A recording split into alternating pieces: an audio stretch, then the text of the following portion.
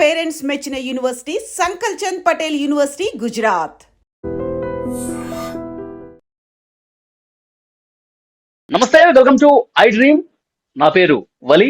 ప్రస్తుతం live call లో join అయ్యారు రిటైర్డ్ లెఫ్టినెంట్ జనరల్ రావు కమ్ముల గారు. సార్తో మాట్లాడదాం. సార్ నమస్కారం. నమస్కారం. రావు గారు, ప్రస్తుతం యుద్ధం తీవ్రమైనటువంటి ఉద్రిక్తత పరిస్థితుల్ని తెలియజేస్తోంది. గత కొన్ని రోజులుగా మనం చూస్తున్నాం ఎలాంటి పరిస్థితులు ఉన్నాయో. లేటెస్ట్ గా ఈ యుద్ధంలోకి రష్యా ఎంటర్ అయిందా అనిపిస్తుంది సార్. ఎందుకంటే పుతిన్ చాలా క్లియర్ గా స్టేట్మెంట్ ఇచ్చారు. ఇరాన్ కి మా సంపూర్ణ మద్దతు ఉంటుందని కూడా ఆయన తెలియజేసిన పరిస్థితి.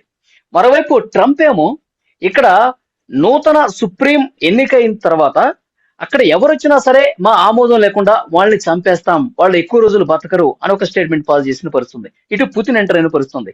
ఏంటి సార్, ఈ యుద్ధం ఇప్పట్లో ఆగే పరిస్థితి లేదా? ఎన్ని రోజులు పోతుంది? ఏం చెప్తారు సార్? అనుకోవటం ఇమీడియట్ గా ఆగే సీజన్లు అయితే క్లియర్ గా కనిపిస్తుంది. అది ఒకటి, రైట్.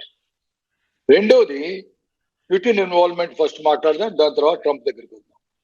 పుతిన్ ఇన్వాల్వ్మెంట్ ఆల్రెడీ ఇప్పటి వరకు ఏమన్నాడు, నేను ఇంటెలిజెన్స్ ఇన్పుట్స్ ఇస్తున్నాడు. శాటిలైట్ ఇమేజరీ ఆల్రెడీ రష్యా ఇస్తుంది, రైట్. దానికి తోడు మోరల్ సపోర్ట్, ఇంతవరకు ప్రస్తుతం అయితే మోరల్ సపోర్ట్. ఇంకోటి జరుగుతుందేమో తెలియదు కానీ ఊహాగానంలో ఉన్న ఇదేంటంటే అనాలిసిస్ ప్రకారం కొంతవరకు జరుగుతుంది ఏంటి, రష్యా ఇండైరెక్ట్ గా ఇంకా ఏమైనా ఎమ్యునిషన్ సపోర్ట్ ఇస్తుందా, రైట్. ఎందుకంటే మనం గుర్తుపెట్టుకోవాల్సింది, రష్యా యుక్రెయిన్ మొదలైనప్పుడు రష్యాకి ఎప్పుడైతే డ్రోన్స్ అవసరం ఉందో ఇరాన్ అప్పుడు రష్యాకి హెల్ప్ చేసింది.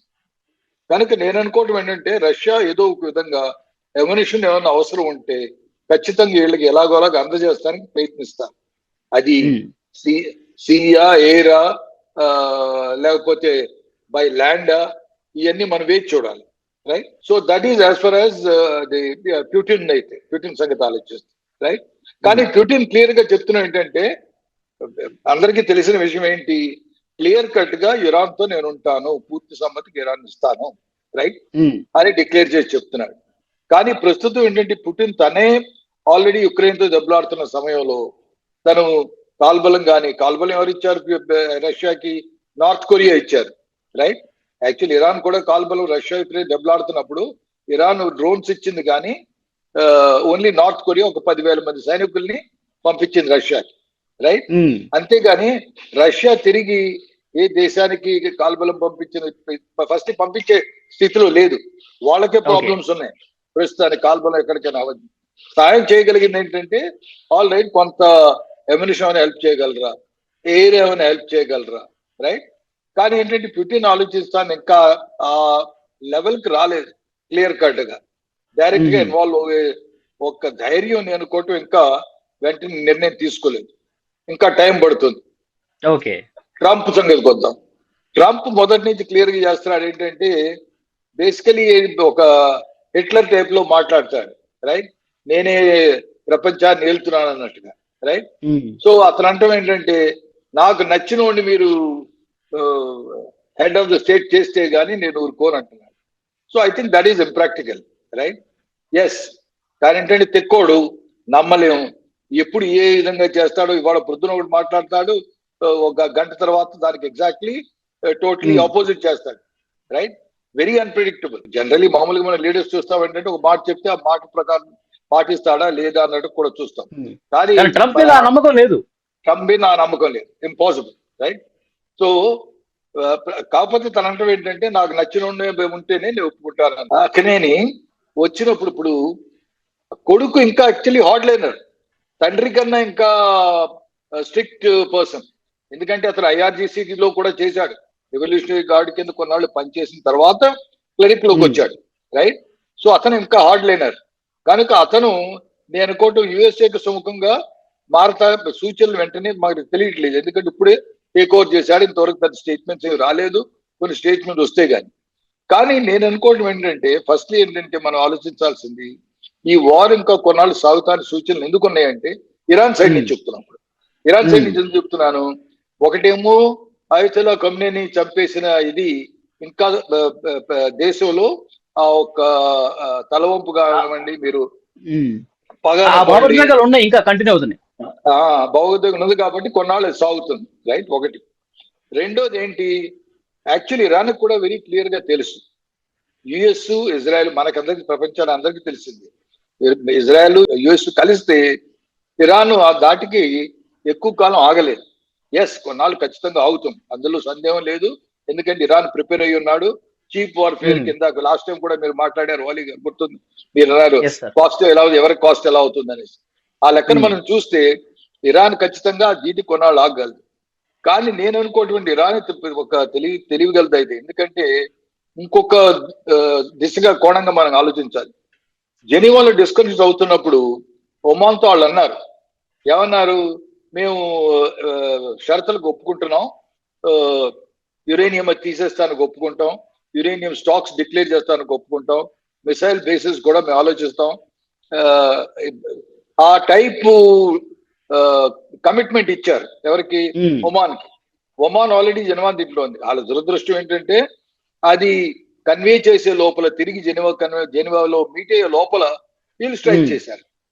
కనుక ఓవరాల్ దట్ మీన్స్ ఇంతకు ముందు ఏంటంటే ఇరాన్ లో ఆయతుల్లా ఖమ్నేని ఉన్నప్పుడే డిస్కషన్స్ అయ్యి, మనం ఎక్కువ కాలం యుద్ధం చేయలేము, మన దేశం కోసం మంచిది కాదు, ఒక విధంగా ఏదో ఒక విధంగా కొంచెం మనం స్ట్రాటజీ మార్చాలి అనుకున్న వైపుగా ఆల్రెడీ మొగ్గు చూపారు.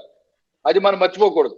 కనుక అదిను ఈ పాయింట్లు ప్రస్తుతం ఉన్న పరిస్థితులు రెండు కలిపి చూస్తే నేను అనుకోవడం అంటే కొన్నాళ్ళు దెబ్బలాడినా సరే ఇండైరెక్ట్ అప్రోచ్ త్రూ ఖతార్ అవనివ్వండి, త్రూ ఒమాన్ అవనివ్వండి, ఖచ్చితంగా పర్సూ చేస్తారు. రెండోది ఇంతకు ముందు కూడా చెప్పినట్టుగానే ప్రపంచం ప్రెషర్ ఎలాగలాగా యుఎస్ ఇజ్రాయెల్ మీద తీసుకురావాలి. ఏంటి, ఆయిల్ ప్రైసెస్ గబుకుని పెరిగిన వెంటనే strategic reserves European union 400 kilolitre whatever tons of oil release చేశారు. దాంతో ఇమీడియట్లీ మళ్ళీ బ్యారెల్ ఖరీదు పెరిగిందల్లా మళ్ళీ తిరిగి పడిపోయింది. రైట్. సో ఇరాన్ ప్రయత్నం ఏంటి, ఖచ్చితంగా వరల్డ్ నుంచి వెదర్ స్ట్రైట్ ఆఫ్ హోర్ముజ్ ముందు మీటింగ్ గురించి కానీ ఎలాగలాగా యుఎస్ ఇజ్రాయెల్ మీద ప్రెషర్ తీసుకురావాలి. కానీ ఇక్కడ ఒక పాయింట్ ఏంటంటే సార్, ఇప్పుడు ఆ సుప్రీం లీడర్ గా ఎవరు వచ్చినా మేము చంపేస్తామని ట్రంప్ అంటుంటే అసలు దీన్ని తీవ్రంగా ప్రతిఘటిస్తోంది ఇరాన్. ఈ నేపథ్యంలో ఒకవేళ అమెరికా దాడి చేస్తే, ఇప్పుడు కొడుకు మీద కూడా దాడి చేసే పరిస్థితికి వస్తే ఏంటి సిచ్యువేషన్?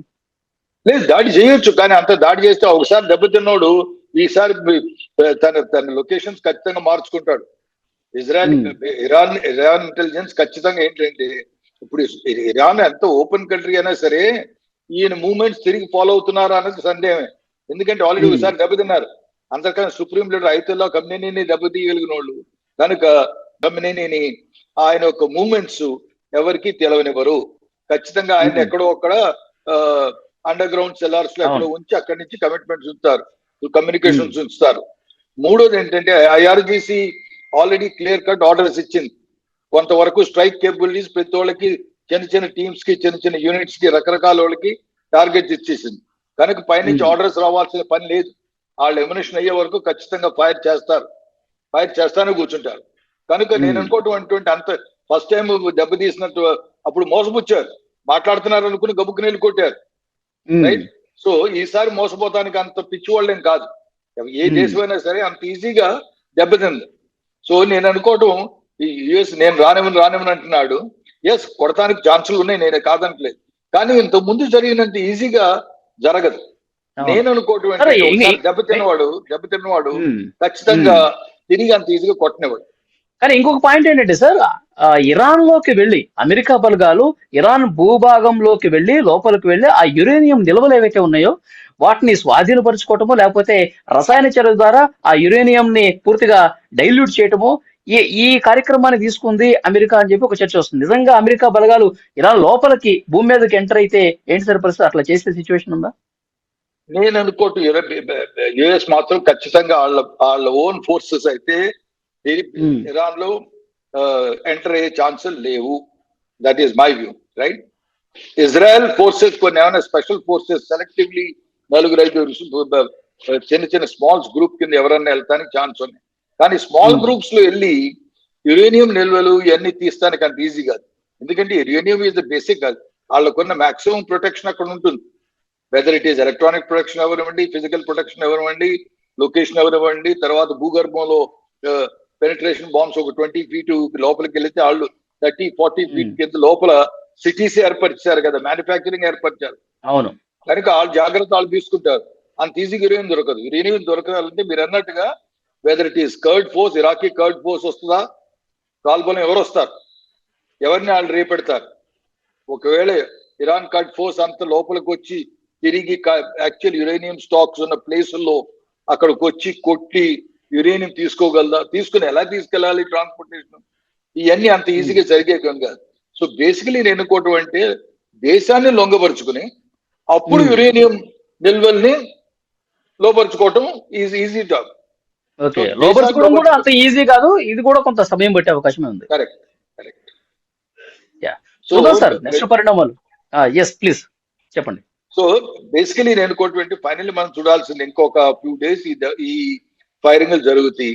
ఇరాన్ కూడా, ఎందుకంటే వాళ్ళ మిసైల్ లాంచర్స్ చాలా వరకు డిస్ట్రక్షన్ అవుతున్నాయి కనుక వాళ్ళు కూడా జాగ్రత్తగానే ఒకటో రెండో బయటికి తీస్తారు, కనిపించకుండా సడన్గా ఒక దెబ్బతీస్తూ జరుగుతుంది. దాని తర్వాత తిరిగి ఏమో హైట్స్ లోకి వెళ్ళిపోతారు. బేసికలీ టాక్టిక్స్ ఏం వాడతారు, బయటకు వస్తారు, లాంచర్ ఫైర్ చేస్తారు, ఇంపార్టెంట్ టార్గెట్ ఎక్కడ, ఆల్రెడీ టెల్ ఎయిర్పోర్ట్ మీద ఫైర్ చేద్దాం, ఫైర్ చేసి వెంటనే తిరిగి డిసపియర్ అయిపోతారు. ఇంకో 1 hour వరకు దొరకదు, ఇంకో చోటు నుంచి ఎక్కడో ఫైర్ చేస్తారు. ఆపర్చునిటీ టార్గెట్స్ ఖచ్చితంగా ఫైర్ చేస్తారు. ఇరాన్ ఊరుకోదు, ఎందుకంటే ఊరుకుంటే బేసికలీ ఏంటంటే వాళ్ళ దగ్గర ఆ స్టే పవర్ ఉంది. అది కాక ఇంకా మనం ఆలోచించాల్సిన డ్రోన్స్ ఇంకా పూర్తిగా అయిపోయి ఉండవు నా లెక్క ప్రకారం. వాళ్ళ దగ్గర ఇంత ముందు యాక్చువల్ లెక్క చూసుకుంటే బెలిస్టిక్ మిసైల్స్ 3000, అందులో అయి ఉండొచ్చు ఒక 1000-1500 సుమారు అయి ఉండొచ్చు, ఇంకో 1000-1500 మిగిలి ఉండొచ్చు పెద్ద పెద్ద బెలిస్టిక్ మిసైల్. సో దాన్ని బట్టి చూస్తే 1-10 రోజుల కన్నా ఎక్కువతో వాళ్ళు ఫైర్ చేయరు. కానీ మనం డ్రోన్స్ చూసాం అనుకోండి, డ్రోన్స్ లెక్క ప్రకారం అంటే ఎగ్జాక్ట్ ఫిగర్స్ ఎవరికి తెలియదు, కానీ అనాలిసిస్ ప్రకారం చూసుకుంటే సుమారు 80,000 డ్రోన్స్ ఉన్నాయని ఒకళ్ళు ఎస్టిమేట్, రైట్? ఒకళ్ళు అదే 80,000 డ్రోన్స్ అదే నిజమైతే డ్రోన్స్ ఇంకా వాళ్ళు కంటిన్యూ చేయొచ్చు. సో మన only thing is will have to wait and see maybe next 2-3 days లో. నేను అనుకోవటం ఏంటంటే ఐ స్టిల్ ఫర్మ్లీ బిలీవ్ దెబ్బ తీస్తానే, ఇద్దరు దెబ్బలు తీస్తారు ఒకళ్ళ మీద ఒకళ్ళు, దెబ్బలు తీసుకుంటానే. నేను అనుకోవటం ఏంటంటే ఇద్దరు ఏదో విధంగా డైరెక్ట్ గా నేను సంధికి రావాలని చెప్పలేడు, ఎందుకంటే అది తలవంపు అవుతుంది. అటు యుఎస్ అనలేదు, ఇటు ఇజ్రాయెల్ అనలేదు. కాకపోతే ఏంటంటే యుఎస్ ఇజ్రాయెల్ మటు, ఇజ్రాయెల్ ఎస్పెషల్లీ వెరీ క్లియర్ ఏంటి వాళ్ళ అబ్జెక్టివ్ ఏంటి, ఇంకా ఏమన్నా గవర్నమెంట్ ఆల్రెడీ చెప్తుంది, గవర్నమెంట్ హెడ్ క్వార్టర్స్ తీసేసాం, ఐఆర్జీసీ హెడ్ క్వార్టర్ కొట్టాం, తర్వాత గవర్నమెంట్ ఇంకా కొన్ని బిల్డింగ్స్ కొట్టేసాం, ఏ అయితే పెద్ద పెద్ద మ్యానుఫ్యాక్చరింగ్ అన్ని కొట్టేసాం.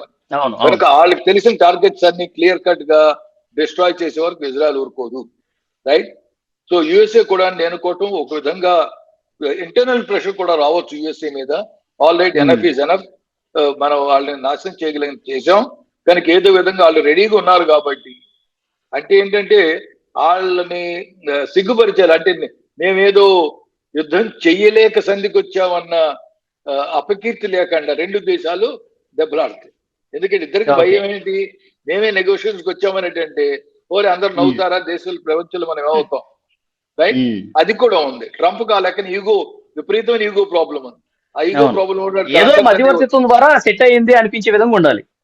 Very good. మధ్యవర్తి ఎవరన్నా చెప్పి బాబు మీరు మంచోళ్ళే, మీరు మంచోళ్ళే, ఇద్దరు మంచోళ్ళే, కానీ సంధికి రండి, ప్రపంచం అంతా అల్లాడిపోతుంది, ఆయిల్ ప్రైసెస్ పెరిగిపోతున్నాయి. ఆయిల్ ప్రైస్ కాదు, దుబాయ్ లో రీసెంట్ గా ఏమన్నారు, ఫ్రెష్ ఫుడ్ కూడా తగ్గిపోతుంది. తప్పు దే గాట్ ఫ్రోజన్ స్టాక్స్ ఉన్నాయని చెప్పారు.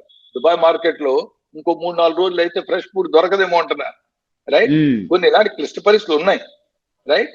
కనుక ప్రెషర్స్ ఇంకా వస్తూ మొదలు పెడితే ఈ యుఎస్ ఇజ్రాయలే కాదు, ప్రపంచం అంతా, ఎస్పెషల్లీ ఈ మిడ్ వెస్ట్ కంట్రీస్ అన్ని, మీరు సౌదీ అరేబియా అవనండి, ఖతార్ అవనివ్వండి, ఒమాన్ అవనివ్వండి, టర్కీ అవనివ్వండి, కువైట్ అవనివ్వండి, ఇవన్నీ కొంతవరకు ప్రెషర్ పెడతాయి.